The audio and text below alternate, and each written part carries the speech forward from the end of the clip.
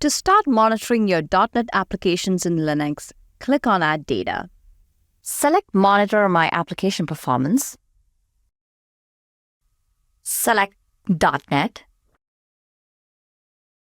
Proceed by typing in a name for your application service. Make sure you select Linux as your environment.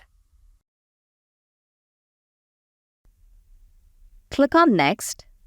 This is where you would specify the API token to be used when sending the collected service data.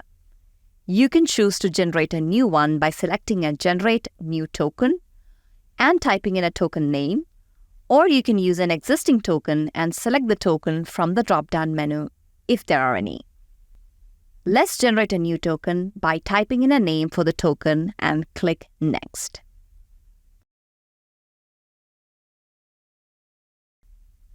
Select the tab according to the architecture and libc implementation of your Linux distro and copy the command. Run this command in the command line, which will download our .NET APM library and extract the library archive. Copy and run the next set of commands, which will set the environment variables to designate the library as a CLR profiler.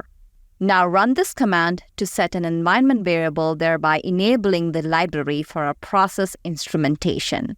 You may selectively disable a process from instrumentation by setting CoCLR enable profiling equals to 0 for the process, like in the example shown here.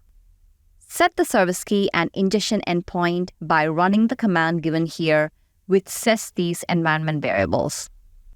Restart the .NET application for the changes to take effect. Wait for the APM library to connect successfully to the SolarWinds APM collector, and the Waiting for Connection button in SolarWinds Observability will change to OK. Click OK to finish setting up the service.